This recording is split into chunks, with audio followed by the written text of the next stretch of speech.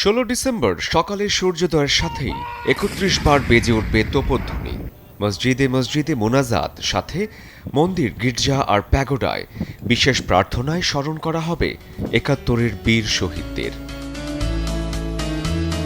বিজয় দিবসের মূল আকর্ষণ তেজগাঁও পুরাতন বিমানবন্দর। ঘড়ির কাঁটা ১১টার ঘরে যেতেই শুরু হবে তিন বাহিনীর পৃথক ফ্লাইপাস্ট। ৪০ মিনিট পর ইতিহাস গড়তে আকাশে উড়বে টিম বাংলাদেশ। স্বাধীনতার ৫৪ বছরে ৫৪ জন প্যারাট্রুপার লাল সবুজ পতাকা হাতে করবেন স্কাই ডাইভিং, যে আয়োজনে গিনেস ওয়ার্ল্ড রেকর্ডে নাম লেখাতে যাচ্ছে বাংলাদেশ। শুধু ঢাকা নয়, সারা দেশ জুড়েই হবে এই বিজয়ের উৎসব।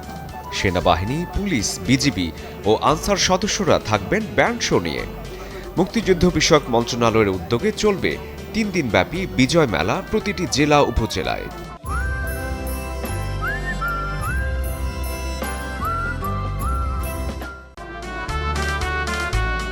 এর আগে ১৫ ডিসেম্বর বিকেল ৩টায় সোহরাওয়ার্দী উদ্যানে হবে অ্যাক্রোব্যাটিক শো, আর সন্ধ্যায় হবে যাত্রাপালা জেনারেল ওসমানী।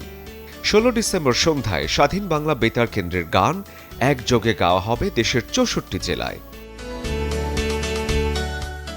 চট্টগ্রাম, খুলনা, মোংলা, পায়রা বন্দর, সদরঘাট সহ বিভিন্ন ঘাটে সকাল ৯টা থেকে সূর্যাস্ত পর্যন্ত নৌবাহিনী ও কোস্টগার্ডের জাহাজ থাকবে দর্শনার্থীদের জন্য উন্মুক্ত।